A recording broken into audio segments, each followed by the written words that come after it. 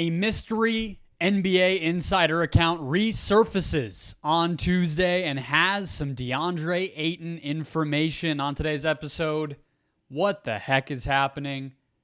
And a closer look at Deandre Ayton's actual basketball season. Let's go.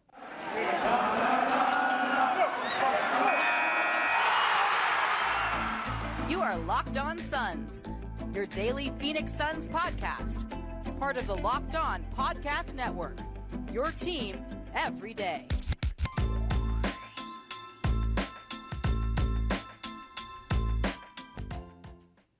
And we're back. This is Locked On Phoenix Suns. We're part of the Locked On Podcast Network, and I'm your host, Brendon Kleen, a credentialed media member covering the Suns for the past 7 seasons, a writer at Suns.com, and the host of the Just Basketball Show wherever you get your podcast. Thank you so much for making Locked On Suns your first listen. Happy Wednesday, halfway through the week, more than halfway through our season preview series, 13 questions that will define the Phoenix Suns season. We'll spend the last 2 segments of today's show picking up where we left off there. All things Deandre Ayton today, starting with these wacky rumors. But if you're finding us for the first time, go ahead and hit follow or subscribe. We're free and available everywhere. All you got to do is hit that button to get daily Suns content in your feed. Become an everydayer and get locked onto the Phoenix Suns Monday through Friday from now through the rest of time. Literally, that's at least what I'm going to go with for right now. Dropping Dimes 20. You might have heard of this account, right? They have been quietly insidering all year, all off season. They reactivate, tweet, and then deactivate, and then screenshots of their posts just flood the internet.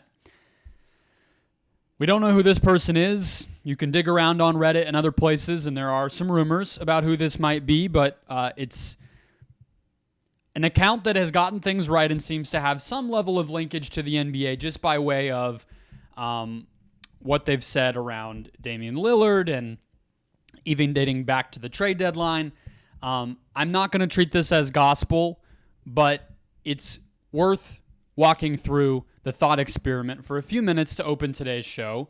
Nevertheless, today's show, speaking of it, is brought to you by Jace Medical. Empower yourself when you purchase a Jace case from Jace Medical, which provides you with the personal supply of 5 antibiotics that treat 50-plus infections. Get yours today at jacemedical.com. That's JASEmedical.com.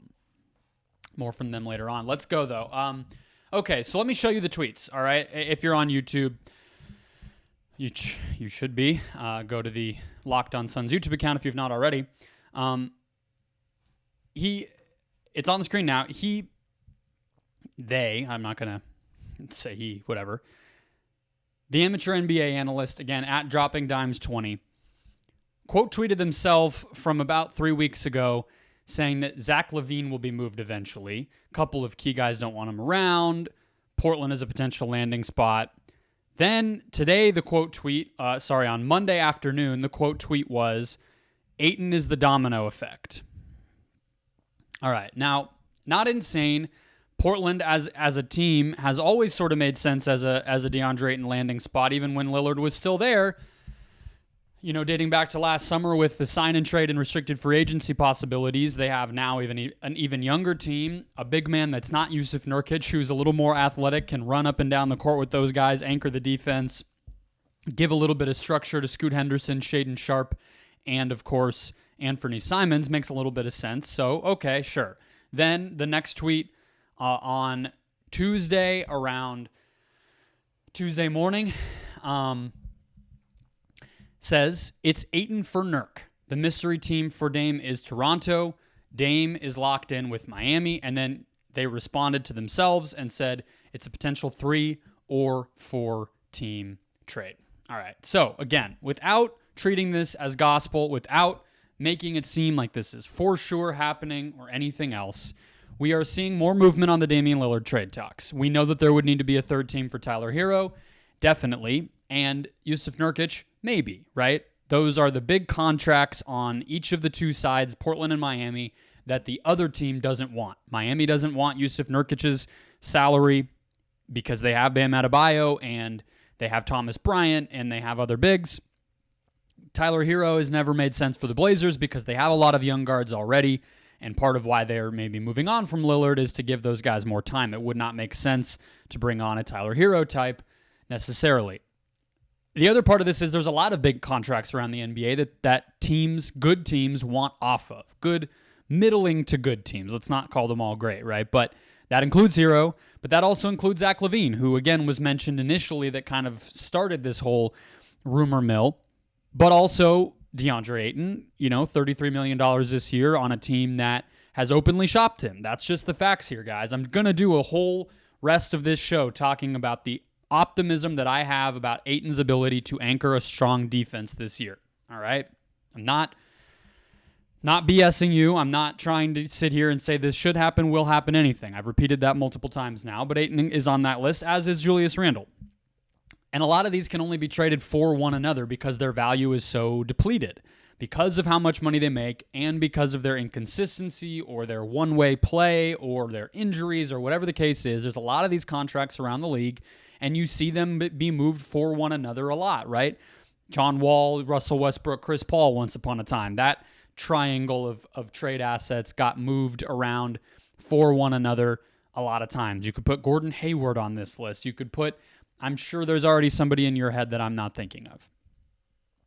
So what the heck is going on here, right? I mean, that's the bottom line. Nurkic makes no sense in Phoenix in a vacuum, right? He's not good enough anymore to be a major contributor on a championship team, especially on the defensive end of the floor. He's suffered with a lot of injuries at this point in his career, missed a lot of time, is in his 30s, and was never a great defender. That's part of why Portland wasn't able to get over the hump themselves. Doesn't make sense on this team in a vacuum. The Suns would most likely have to get another salary back to make the trade work financially, unless they were sending Ayton to a team with gobs of cap space, which none of the teams we're talking about right now have. You're talking about, like Orlando, San Antonio. There's just not. Detroit, I think, still has a little bit of it. That none of these seem realistic for Hero or for Ayton to go to. So in that case, the Suns need to get a salary back in addition to Nurkic, even if they did take on Nurkic as part of this, right? And they could just, he has 2 years left, so buying him out doesn't really make a lot of sense either. It's hard to see what this would look like. They can't possibly roll into a season, regardless, though, with Nurkic or Eubanks as their starting center, right? While they're trying to win a championship.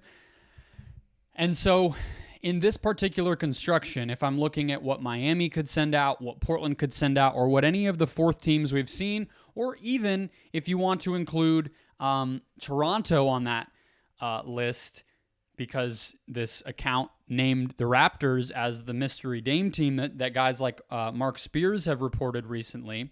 Even if you look at Toronto's roster, I don't see anybody on Portland, Toronto, or Miami, or even Brooklyn, or if you want to get even more creative with potential Hero landing spots or even Dame landing spots, none of those teams have an extra center lying around that they would send to the Suns. And like it or not, the Suns are in a position where Ayton may not be the ideal fit from a salary standpoint for what they're trying to do.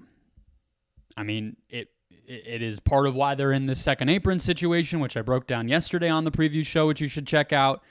And, there's obviously questions about what level he'll be at this year. Again, I will break down momentarily why I am relatively optimistic on the defensive end that he will be at a pretty high level this year, but we know he's been shopped.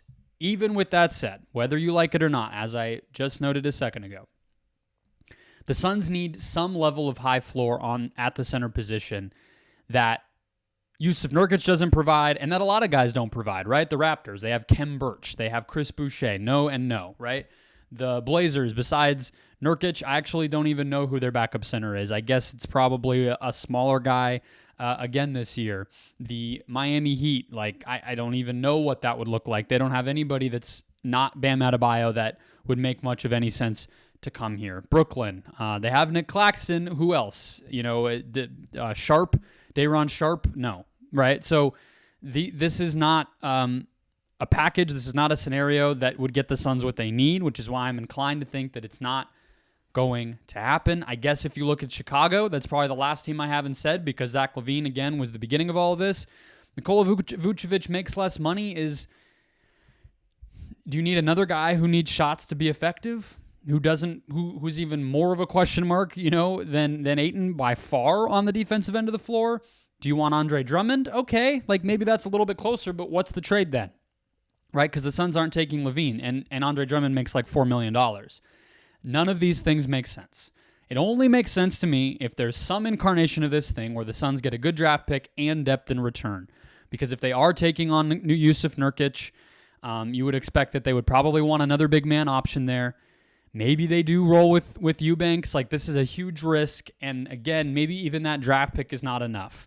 I tend to think that this is not real, but because I don't think a lot of these rumors that circulate on the internet actually get considered enough by mainstream, I don't even know if I count as that, outlets, I do think it's worth talking about. It's not just to be clickbaity, because this account has been on a roll this summer, and we know the Suns are continuing. We know the Suns shopped Ayton extensively this summer, and we know that they are likely to continue to do so, even if it's not public, even if it's not aggressive. Again, all that said, I do have a decent level of optimism about Ayton and his defensive impact in 2023-24 for these Phoenix Suns, and I will break down why after a break. First, today's show brought to you by the FanDuel Sportsbook. Snap into action this NFL season with FanDuel, America's #1 sportsbook. Right now, new customers get $200 in bonus bets. Guaranteed when you place a $5 bet. That's $200 in bonus bets, win or lose. So you literally just place your bet and you get those bonus dollars, 200 of them, right into your account. If you've been thinking about joining FanDuel, there's no better time to get in on the action than right now. We have WNBA games on Wednesday night when you are listening to this. The deciding game 3 between Minnesota and Connecticut. The Sun are 4.5-point favorites on the road to close out that series and move on to the semifinals. So if you're looking for some basketball to watch, to bet on, in addition to the NFL, where you can bet on spreads, player props, over-unders, and more, visit FanDuel.com/lockedon to do all of that. FanDuel, official partner of the NFL. All right. Real basketball. Not dropping dimes 20. Not rumor mill. Deandre Ayton's defense. Okay. So I went back and watched through some of those like full highlight videos that are like 10 minutes long that basically show every basket for a certain matchup between two players or one player's every counting stat that they tallied up over the course of a game. You know them. You've seen them on YouTube. And I did that for game 1 of the Lakers series in 2021, which there's a video that's like every possession where Ayton guarded Anthony Davis or AD guarded Deandre Ayton. I did the same for games 3 and game 3 and game 4 against the Clippers, also in 2021 in the conference finals. You know, there was also the Denver series when I think Ayton did a good job, but his role was a little bit different then, and guarding Jokic is such a unique beast, and we know how they guarded Jokic was, one, pretty, again, specialized because of what Jokic is, but also specialized because of what that Nuggets roster was, and I would say you could probably throw a lot of that in the trash, as I've said before, because, look, they kind of tried to guard Jokic that way again with Ayton this year in the playoffs, and Jokic torched that, so not fully relevant anymore.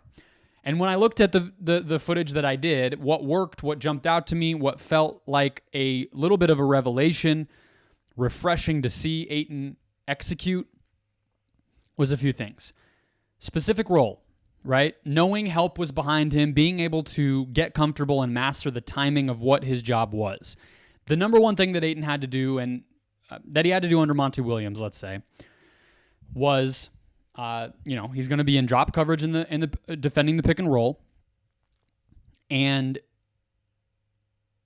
that meant that he needed to basically guard the ball handler and the rolling big man, the driving ball handler and the rolling big man at the same time, effectively, right?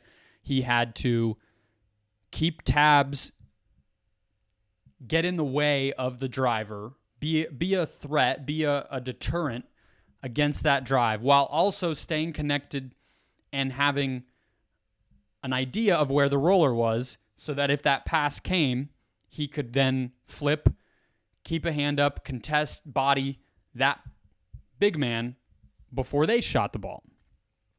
And that's a lot about, again, timing and an awareness of not only those two players that you're trying to defend at one time, but also where the help is, right? At the same time, and he was doing that. That's the point I'm making, right? Like that was, he was succeeding at that in a way that I don't think he always has. He also was staying connected and being physical in a way, especially when he kind of ended up being in a late switch situation on a ball handler. You know, Paul George, Reggie Jackson, LeBron James, right, in that Lakers series, where he is bodying those guys up in a way that's, you're not going to, especially when you're trying not to foul, and you know that allowing a dump-off pass to the big man where now who's now being guarded by somebody like McHale or Jay Crowder is probably a lose-lose situation. So it's almost like you've given in at that point to knowing the guy that I'm guarding now who's driving is probably going to shoot the ball. And I kind of want them to maybe shoot the ball, but as long as I can make it hard, a sort of running bank shot or a floater or a leaner or a contested layup, those are better outcomes than like a dunk if that big man does get the ball. And what he was able to do was execute that again, right? Like he made those guys feel him in a way that was a deterrent. The other part, he was intentional and forceful with his agility. That kind of might sound like an oxymoron that he's playing power and finesse at the same time, but at the end of the day, that is effectively what was happening. And when I say forceful and intentional, I don't mean he's barreling into guys and fouling and shoving people to the ground like he's, out there to use his 6 fouls and hit the bench. No, of course not. He was the starting center for a good defensive team. But when I say intentional and forceful, I mean, I guess purposeful is probably a better word that combines those two things. It is a ballet. It is a dance to do that. It's an art to defend two guys at once in the pick and roll the way that he did. Right? And I think like Dwight Howard and Rudy Gobert, for my money, are the two best I've ever seen do it. Not the most scorching take there. Those guys both won multiple Defensive Player of the Year awards. But just to give you an idea of what I mean when I'm describing that, the length, the mobility, and the purposefulness to really muck up a pick and roll by yourself. And Ayton reached that at times. And I think, too, when we talk about focus, I don't there is, effort and intensity and certain things like that do come and go with Ayton. But I think focusing is also preparing yourself for the physical motion that you need to do, right? Like there is a focus that comes not only with keeping track of what's going on, but timing out and gaming out the rhythms of defense to know when the ball handler gets here, I need to take one step. Am I jumping or not? Maybe yes, maybe no. If I'm not jumping, then I kind of need to be ready to recover back to the big man. Like all these things that are both mental and physical. And the linkage of that was what you really started to see in that 2021 series, which playoff run, which is what I think is his best defensive stretch ever. Let's talk about the numbers that back that up, not only in the playoffs, but in the regular season, right? Ayton allowed 56% shooting within 6 feet during that first Chris Paul season during the regular season, which was 7. That number, 56% from Ayton's perspective, was 7% better than the Suns' usual number.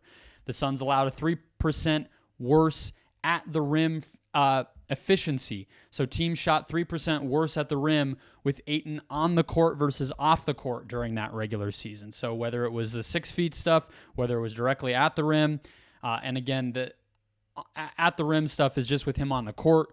The 56% shooting within 6 feet, that's directly the ones that he contested. A little bit of a different number, but still paint the same picture. And then the percent shooting within 6 feet went down to 53% in the postseason, and that was 12% better than the Suns' usual number.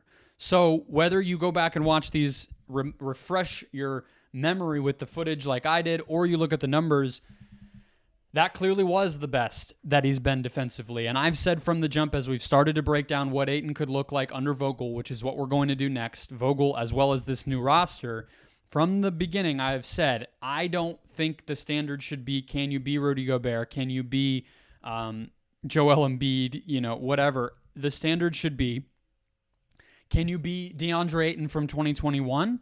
And then what's the ceiling beyond that? If that was your ceiling? Okay, well, your team made the finals that way, and I think this team's even better, and they probably will make the finals if he plays that way. But maybe there's more, right? Maybe there's actually another level that he can take it to, but that has to be the starting point. If he's worse than 2021, you're going to be worried about the same outcomes that you saw the next two postseasons when the Suns lost in disappointing fashion at home in round 2. So, obviously a lot of it's on him. He's still a young guy. He has been playing for the Bahamas. He has been putting in work himself, you would hope, this offseason. You would expect, you would assume. Of course, we know he put in work. I don't doubt that. Has that work come to fruition that he's just going to be a better player? Or more likely, are the other circumstances around him going to play a big part, and why? So let's dive into the roster and the system and what those things can do for Deandre Ayton before I kind of give you my parting thoughts on what to expect big picture this season from him. First, today's show brought to you by Jace Medical. Here's the deal. Jace Medical is like a first aid kit for medication, right? Most first aid kits, you know the drill. You got Band-Aids, you got gauze, you got, quick pain med, maybe something like a ibuprofen. Jace Medical, their Jace case provides five life-saving antibiotics for emergency use. All it takes to get a Jace case is to fill out a simple online form, maybe jump on a call with one of their board-certified physicians, depending on what you're requesting. You then can get ongoing care from their physicians as part of the package, and then you get those medications right when you need them. Everyone should be empowered to care for themselves and their loved ones during the unexpected. That's why Jace Medical offers the Jace case. Again, the 5 life-saving antibiotics for emergency use give you the peace of mind to know that you're not just hoping to have access to medication in an emergency. They make sure you have it in hand. Jace Medical is simple. They handle everything from that online evaluation to the licensed pharmacy medication delivery, as well as that ongoing consultation and care. So don't get caught unprepared. Save more than $360 by getting these life-saving antibiotics with Jace Medical, plus an additional $20 off by using the code LOCKEDON at checkout at jacemedical.com. That's JASE medical.com, promo code LOCKEDON. Coming back, closing out the show, let's talk roster, let's talk system, let's talk best case for Deandre Ayton. How do those things put him in a position to succeed better than he has in years, right? That's the hope. That's what Frank Vogel is betting on. That's what James Jones is betting on by hiring Frank Vogel, I think, and putting a different type of roster in place. So let's start with personnel. If we again think back to the best flashes we saw, right?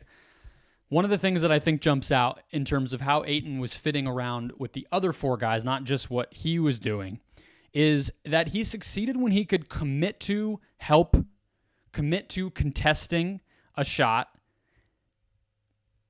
or an action and know that there would be help on the backside, right? And a rebounder in place. Okay, and this is maybe the part where I'm going to come across as a little bit of a Deandre Ayton apologist. I know, who would have thought? Brendon Kleen apologizing and standing for Deandre Ayton here. But I think we underestimate how much Ayton being the only rim protector and the only rebounder on the entire team hurt him, and how it made his numbers look worse, right? I think that what I'm saying makes perfect sense, but to explain it slightly more than what I just did, 2021 especially, a lot of the lineups that the Suns were very healthy that year. They played their starting 5 a ton, and the backside help, I guess Mikal Bridges, if it's him, there's somebody to kind of rotate and read and jump the passing lanes and clog up what happens after the driver gets under the basket. But that dump-off pass is right there if Ayton committed to trying to contest a jumper or a layup from a driving ball handler. And if that guy was smart enough to get the pass off to the big, as we talked about in the last segment, or if he tossed it up and then the offensive rebound was right there, the Suns just did not have the size, even if it was Mikal Bridges, to really do much about that. And then anyone else was smaller. Chris Paul, Devin Booker, Jay Crowder, those guys are all very smart. They know where to be. They know how to read the game. But were they really going to physically alter whatever was going on after that initial action that Ayton had committed to? No, right? And the offensive rebounding numbers show that. Teams ate up the offensive glass against Phoenix forever. On this Suns team, though, Ayton will have the length to rotate and jump passing lanes behind him once he commits to protecting the rim. And not just protect the rim, we'll talk about another element of that trust that he'll be able to rely on the personnel for besides protecting the rim, but just if we're keeping into the kind of structure of defending the pick and roll in a more traditional way, he can step out and try to block a shot or switch those late switch situations like I was talking about with Paul George or LeBron James on those bigger guys as they barrel toward the basket. He can accept that matchup and know that Kevin Durant is there to come in and contest the big man under the basket when they try to shoot, or that in general there will be more length and size to just make the pass harder or swarm and slap at the ball when that player does catch it. A lot better than there used to be, right? System-wise, coaching-wise, in general, as I was getting at just right there, Vogel's MO is to send more aggressive help on the backside in normal pick and roll coverage. In general, right? I think that the Suns were good about often one of the things that was a tenet of how they played defense under Monty Williams is that the strong side help was often going to be there pretty early, right? You think about Jay Crowder guarding the corner shooter, and he was going to be there digging into the paint, swiping at the ball handler, and often barricading the basket, make life a little easier on Ayton, get in the way, put another man between the ball handler and the basket so that Ayton could plant himself as the final line of defense and keep a hand on the big man. And that was something the Suns were going to do. And on the back end, they were, again, smart and executed well. You know, the ball goes to the weak side does collapse in a little bit. The ball goes to the weak side corner. Somebody is rotating out there. The other guy is Xing out to the other side, to the other shooter on the wing. And then, you know, you're recovering back to a stable defense. And like we know the Suns had that shape and structure in place. Vogel will be even more aggressive with a lot of that, especially on the backside, which will allow Ayton to be more comfortable taking away the primary action of the pick and roll with even more force and decisiveness. I think that Vogel will also maximize Ayton by utilizing that mobility and more aggressive coverages more often, right? So I was talking about the confidence that he's going to have stepping out and trying to take away that primary pick and roll stuff. He'll also be able to be more decisive. I mean, there's no choice when you're, let's say, blitzing a pick and roll and moving your feet all the way out behind the three-point line, or hedging a pick and roll where you're at the level of the screen or a little bit above that and moving your feet at the three-point line, or obviously switching where you're just fully occupying a matchup and controlling and corralling the ball, and whatever that player, who's obviously going to be smaller than you, starts to do. Those are all things you have no choice but to be decisive with. But again, let's say maybe instead of putting it that Ayton will be more comfortable with that, Vogel's comfort will then just deploy and unleash Ayton in a new way. And there should be something to be said for that when you're talking about Ayton raising his own defensive floor and his own defensive ceiling. It's just going to be about executing a wider variety of things because he has the ability to do that. If you're to go back to the beginning of the show, we are not going to ever talk about Jusuf Nurkic being able to do all of that and that being part of the package of what he brings as a defensive player, right? But with Ayton, it is. And so part of him being better this year and improving even past what he was in 2021 is to be effective in those other environments and those other schemes. To close out, to sum it all up, structure, to me, is much more of a key for Ayton than a lot of the other things we attribute it to. We've talked a lot about off-court leadership, relationships. That's harder to know. I would even make the case structure is part of what is important there with him too, but setting that aside, it's definitely more important than rewarding him with post touches or giving him high fives out there. I really think a lot of that stuff is overblown. I don't think Ayton was getting the ball a ton in the 2021 playoffs. Like, more than he's going to now, but certainly not at the level of Joel Embiid, Karl Anthony Towns, even Bam Adebayo, even Nikola Vucevic. Like, he's still in the Domantas Sabonis, Nikola Jokic, right? Like, he's still in the bottom half of the NBA, even in that role of how much he's really getting the ball. I have a hard time believing that that's the difference between him being engaged and not engaged. I do think it's structure. Structure meaning, here is exactly what you need to execute. Here are the rules. Here are the ways that the other players will be acting around you that you can learn and rely on. And here is evidence over rep after rep after rep that it works, right? And it just hasn't the past 2 years. Some of that is on him. Some of that is related to effort and mental stuff and relationship stuff. You cannot separate or discount that. But if you're just talking about what puts him in the position to be at his absolute best in a basketball sense, structure matters more to me than any of that. And he should have a better structure now with guys like Durant, Bates Diop, even Bradley Beal, Eric Gordon, Yuta Watanabe, who are all longer, bigger, and more athletic than a lot of what the Suns rotation was dealing with previously. A lot of DA talk. Hope you enjoyed. That'll wrap us up. We'll be back tomorrow. More preview coverage. Hoping to line up some guests as we move through the season preview coverage. Definitely check out, speaking of guests, the show with Stephen Prejean on Bradley Beal. I believe that was late last week, Thursday maybe. That was a good one. Loved his expertise and perspective. More to come. Hit follow, hit subscribe, get the show in your feed every day. Become an everydayer with me as we march toward training camp. I will talk to you all tomorrow.